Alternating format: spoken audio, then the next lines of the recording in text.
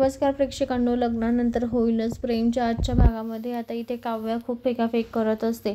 तिला खूप राग आलेला असतो कारण जीवाने तिच्या हातचं पाणी घेतलेलं नसतं आणि परत जीवाने त्याच्या होणाऱ्या बायकोला हलवा वाढलेला असतो. त्याच्यामुळे काव्याला खूप राग आलेला असतो की जीवाने माझ्या हातचं पाणी का नाही घेतलं, त्याला एवढी परकी झाली का मी, म्हणून ती असं ती मनातल्या मनात बोलत असते. तिला खूप वाईट वाटत असतं. ती सगळी फेकाफेक वगैरे करत असते.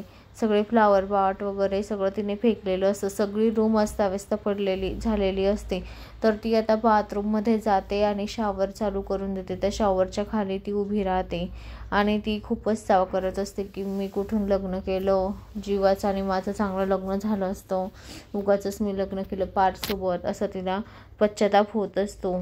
तर आता इतकी रडते की खूप. तर आता दुसरीकडे तिला पार्थ शोधायला आलेला असतो. काव्या कुठे आहे असं करत करत तो रूमपर्यंत आलेला असतो. रूमची अवस्था पाहून तो पण शॉक होतो की हे एवढं सगळं कोणी केलं, काव्याने तर नाही केलं हे एवढं सगळं फोडाफोड वगैरे. त्याला पण खूप मोठा शॉक बसतो की काव्याने एवढं घर घाण करून टाकलं आणि सगळे फ्लावर पॉट वगैरे तोडले. कुठे गेले असतील या पाहतो तर तो बाथरूममध्ये, काव्या असते तर तो बाथरूममध्ये जातो आणि आधी ते शॉवर बंद करतो आणि म्हणतो, काव्या तुम्हाला काय झालंय, हे रूममध्ये काय झालंय, असं सगळं अस्ताव्यस्त पडलेलं आहे, तुम्ही काय फेकाफेक केलं की काय, असं तो तिला म्हणत असतो. तर काव्या म्हणते, हो मला आहे ना हे लग्नच मान्य नाही आहे, तुम्हाला किती वेळा सांगू मी.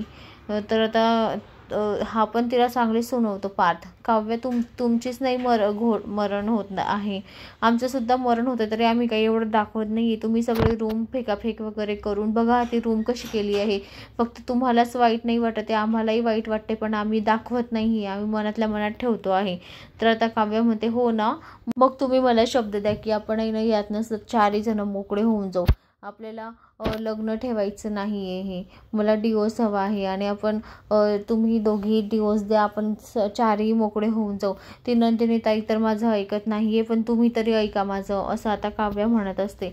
पण आता पार्थला सुद्धा टेन्शन आलेलं असतं. पार्थ म्हणतो, ज्या वेळेस तुमचं त्या दरोडेखोरांमुळे आपलं लग्न झालं त्यावेळेस तर मी स्वतःचा निर्णय मी नाही घेऊ शकलो, तर आता काय निर्णय घेणार आहे काव्या मी, तूच सांग बरं. तेव्हा मी स्वतःच निर्णय नाही घेऊ शकलो तर आता काय घेणार आहे, असं तो तिला म्हणत असतो.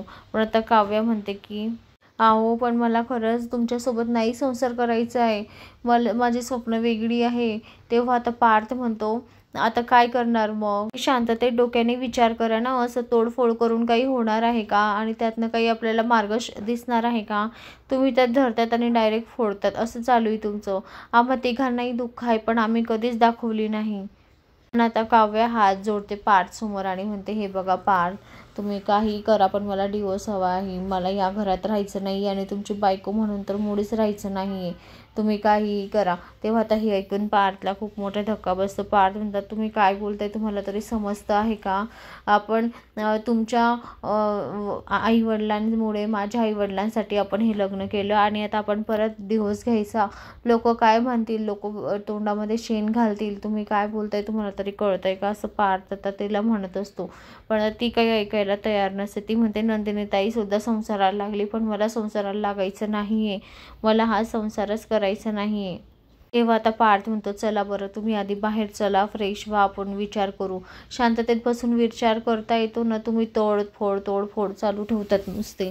चला फ्रेश व्हा आधी, कपडे बदलवा आणि मग आपण छान त्या गोष्टीवर बोलू, त्यावर काहीतरी निरसन करू. चला आधी फ्रेश व्हा, चला कपडे चेंज करा, ओल्या झालाय तुम्ही खूपच, असं तो तिला म्हणत असतो. आता दुसरीकडे जीवासुद्धा खूप दारू पित असतो. तो पॅकवर पॅक मारतच असतो कारण त्यालाही खूप वाईट वाटत असतं. त्याला माहिती असतं की काव्यालासुद्धा मी खूप माझ्यामुळे तिलाही खूप वाईट वाटलेलं आहे कारण त्याला ठसका लागला तेव्हा तिने पाण्याचा ग्लास पुढे केला होता पण त्याने तिच्या हातचा ग्लास नाही घेतला आणि डायरेक्ट नंदिनीच्या हातचा ग्लास घेतला. त्याच्यामुळे तिचं वाईटसुद्धा त्याला वाटतं आहे. तो खूप दारू पित असतो, तो थांबतच नसतो, त्याला चालतासुद्धा येत नसतं, एवढी त्याने घेतलेली असते. तो एक पॅक संपला की म्हणतो, वेटर अजून एक पॅक आणा, वेटर अजून एक पॅक आणा. पॅकवर पॅक चालू असतं त्याला काही सुचतच नसतं. तर तो इकडे त्याला काही शुद्धच नसते, फक्त तो काव्याच्या विचारांमध्ये आणि स्वतःच्या प्रेमामध्ये गुंग झालेला असतो. तर दुसरीकडे पार्थ टेरेसवर आलेला असतो, तर पार्थच्या मागे रम्यासुद्धा आलेली असते. रम्या त्याला कॉफी घेऊन आलेली असते. तेव्हा आता पार्थ म्हणतो, रम्या तू इथे काय करते? तर आता रम्या म्हणते, असंच मी तुला कधीची कॉफी करून नाही दिली ना, तुला सिनेमन कॉफी आवडते ना, तुझ्या आवडतीची कॉफी केलेली, प्लीज घे ना.